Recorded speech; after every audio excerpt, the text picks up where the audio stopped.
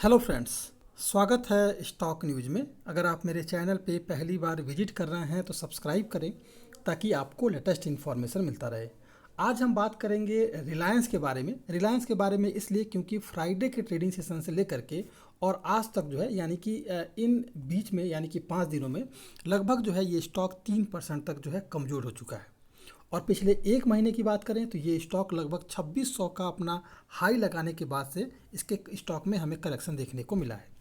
तो फिलहाल जो है हम ये जानने की कोशिश करेंगे कि आखिर में फ्राइडे के ट्रेडिंग सेशन से इसके स्टॉक में फ्राइडे के ट्रेडिंग सेशन के समय ये स्टॉक लगभग जो है 2500 के करीब था, 2503 रुपये के करीब था और वहाँ से जो है इसके स्टॉक में हमें गिरावट देखने को मिली। तो सवाल ये उठता है कि आखिर में जो गिरावट आई है कितनी और स्टॉक गिर सकता है और जो अगर तेज़ी आती है तो फिर कहाँ तक ये स्टॉक जो है हमें तेज़ी दिखा सकता है। इन्हीं सब सारी बातों पर आज हमारी चर्चा रहेगी। तो सबसे पहले हम जानते हैं कि आखिर में इसके स्टॉक में करेक्शन क्यों आया है। तो करेक्शन के पीछे का रीज़न ये है कि कंपनी ने रिलायंस ने अपना शुक्रवार को तिमाही का नतीजा जारी किया था और रिलायंस का जो मुनाफा था अनुमान से कमज़ोर था। अगर मान लीजिए कि अनुमान लगाया जा रहा है कि अगर कंपनी को 200 करोड़ का फ़ायदा होगा और अगर 175 या 150 करोड़ अगर फ़ायदा होता है तो एक तरह से उसका नतीजा थोड़ा सा कमज़ोर माना जाता है और गिरावट आपको इसके स्टॉक में अनुमान से कम आया तो एक गिरावट देखने को हमें मिल रही है। हालांकि अगर देखा जाए तो टेलीकॉम और रिटेल बिजनेस में मजबूत ग्रोथ जो है रिलायंस का है। ओवरऑल सेल्स अनुमान के मुताबिक रहा है तो इसमें जो है अब उतना बड़ा करेक्शन आपको देखने को नहीं मिलेगा। पिछले ट्रेडिंग सेशन के जो जो बंद हुआ था वहीं से फिर गिरावट हमें आज देखने को मिली है और इस स्टॉक ने लगभग जो है आज कोशिश किया है पिछले ट्रेडिंग सेशन में जो ये स्टॉक 2423 रुपये के करीब से जो बंद हुआ था उसको तोड़ दे, लेकिन नहीं तोड़ पाया, ब्रेक नहीं कर पाया और फिर जो है यहीं से जो है गिरावट देखने को मिली है। यानी कल का जो हाई था, मतलब कल जिस प्राइस पर ये बंद हुआ था उसे जो है रिलायंस नहीं तोड़ पाया है। अब जानते हैं कि इस स्टॉक में हमें निवेश करना चाहिए या नहीं करना चाहिए। देखिए, बिल्कुल निवेश करना चाहिए। रिलायंस बहुत ही वैल्यूएबल कंपनी है और आपको अच्छा खासा रिटर्न जो है शॉर्ट टर्म में फिलहाल ये 2800 के तक के रेंज में तो आपको जाता हुआ दिखाई दे ही सकता है। तो 2800 के लक्ष्य के साथ इस स्टॉक में निवेश करना चाहिए। क्यों निवेश करना चाहिए?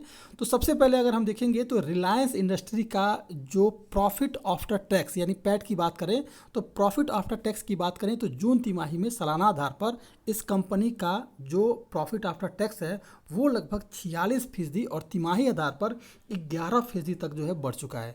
रेवेन्यू और इप्टा ग्रोथ जो है सालाना आधार पर लगभग 57% और इसके अलावा अगर देखा जाए तो रेवेन्यू 57% है और इप्टा जो है सालाना ग्रोथ पर लगभग जो है 63% के करीब रहा है। इप्टा और पैट में अनुमान के कुछ कम ग्रोथ देखने को मिली है। हालांकि अगर देखा जाए तो आरजीओ के ने मजबूती ग्रोथ दिखाई है और एआरपीयू लेड एप्टा ग्रोथ जो है सालाना आधार पर लगभग जो है 27% मजबूती के साथ रहा है।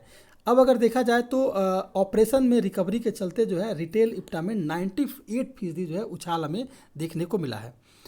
O2C यानी कि ऑर्डर टू कैश इप्टा अनुमान से 14% जो है कमज़ोर रहा है और ये लगभग 22,000 करोड़ रहा है।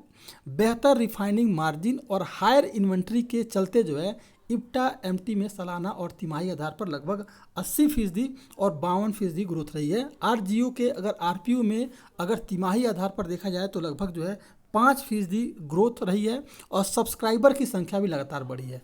कोविड के बाद रिकवरी के चलते रिलायंस रिटेल का नेट रेवेन्यू है अगर देखा जाए तो वो लगभग 54% रहा है और इफ्टा जो है सालाना आधार पर लगभग 98% रहा है। रिलायंस का ग्रॉस डेट जो है लगभग 26 लाख अगर देखा जाए 2,63,000 26 लाख नहीं 2,63,400 करोड़ रुपए और नेट डेट जो है वो लगभग 5,77,000 करोड़ रहा है।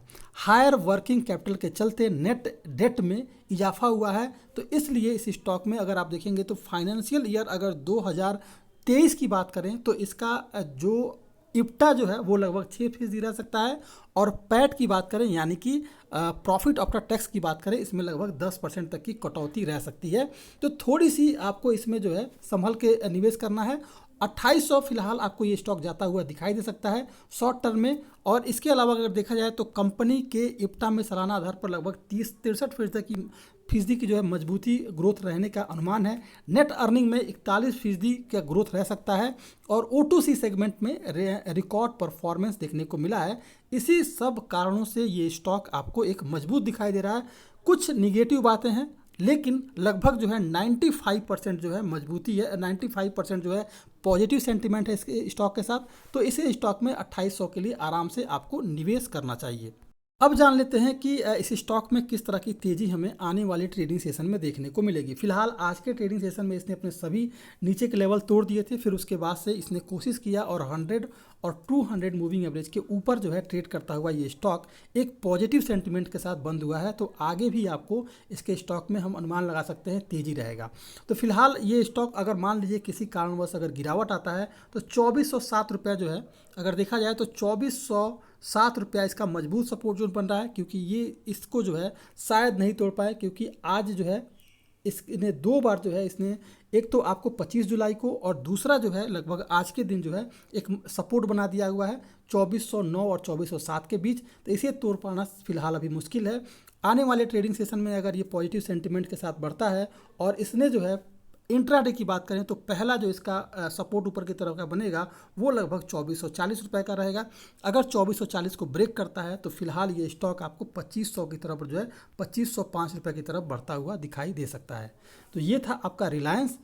2800 के लक्ष्य के लिए इस स्टॉक में निवेश किया जा सकता है और इंट्राडे में आपको मैंने बता दिया है। तो अगर आप मेरे चैनल पे पहली बार विजिट कर रहे हैं तो सब्सक्राइब करें ताकि ऐसे ही आपको लेटेस्ट इन्फॉर्मेशन मिलता रहे।